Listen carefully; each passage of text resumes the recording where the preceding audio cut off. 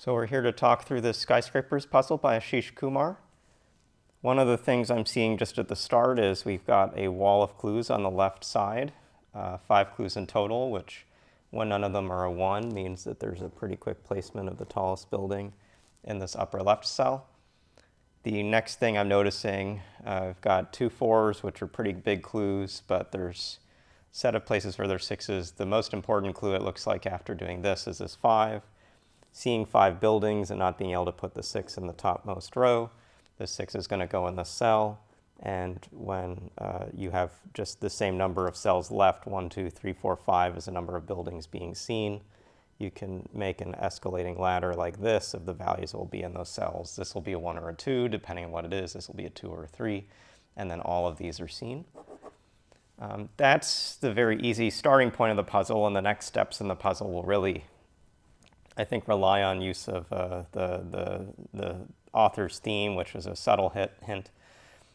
We presented in a video a month or so ago how you could look at 2 clues and look at the cell 1 away from a 2 clue and get a lot of value from it, particularly when looking at the building that was 1 off the largest building in a grid. So in a grid like this 6 by 6 grid, let's look at the digit 5, and let's look 1 away off of these cells that have a clue like a 2. If a 5 were here, you would have 3 buildings visible. If a 5 were here, you'd have 1, 2, and wherever the 6 goes visible.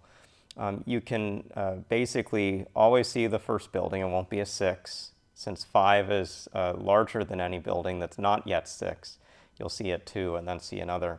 And so there are 4 cells in this column right now that can't have a 5, which are 1 away from a clue on the edge. And another sort of twist in this puzzle is that on the larger side of the grid, in this case where we need to see as many as 4 buildings, the cell that's 1 away off the edge has to be 2 smaller than the largest size. It has to be potentially seen. If this were a 5, then you could see this building, you'd see the 5, and only the 6 is left. And so the largest in this puzzle, this could be as a 4, because if there were a 4, you could have a 5 and then a 6 and still see this cell, see a 4, see a 5, and see a 6. All that's a pretty long way to say that in this column, not a 5, not a 5, not a 5, not a 5, not a 5. It turns out at the start, just because of the avoidance of these clues, there's a 5 in this top row in the second cell.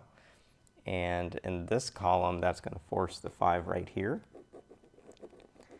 And this 5 is going to make it so that the 6 has to be to the left of it so that this 5 isn't seen.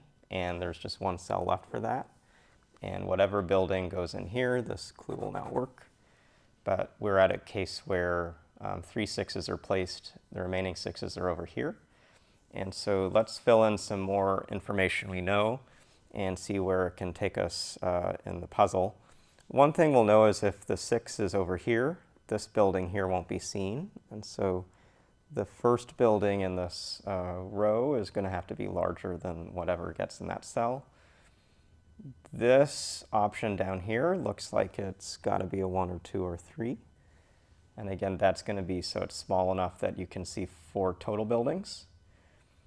With a 6 in one of these cells, a thing I note is that we have to hide at least 3 buildings. Sorry, at least 2 buildings, sorry, these 2 cells. This is seen, this is not seen, this is not seen. So this looks like a 3, 4, 5 is required. And this cell has to be larger than that cell, but there's not so much we can say there. That could be 2, 3, 4, 5. So let's think from a different angle. These row clues aren't doing so much for us yet. Let's look at these column clues.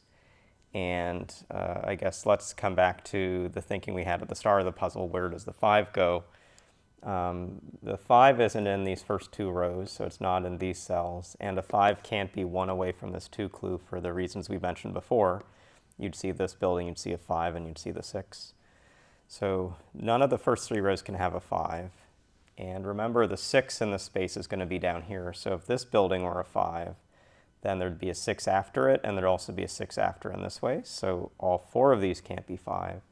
So the question is of these bottom ones, which can be a 5, and if this is a 5, it's okay from up here because a 6 would be before it, but it's not okay from this side because you would see this building, you'd see this building, and the 6 would be to the right. And so there's one spot for the 5 in this column.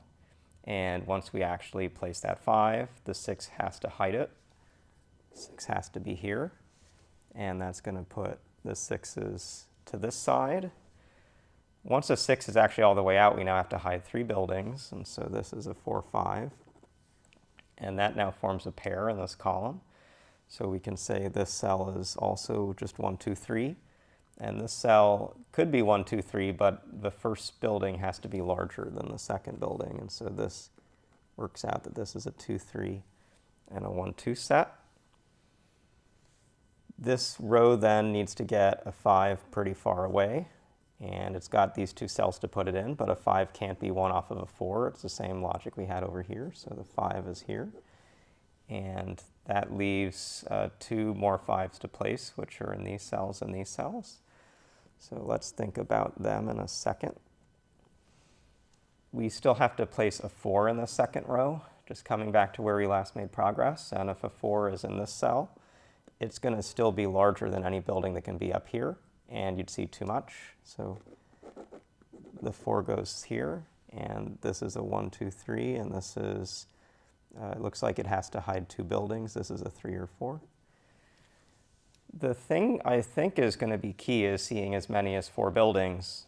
With a 4 in the second row, this cell is seen, this 4 is seen, and then a 5 is seen and a 6 is seen. And when I say that a 5 is seen, the 5 can't be at the bottom here because that would sort of be hidden behind the 6 where it sits right above. So this is a 5.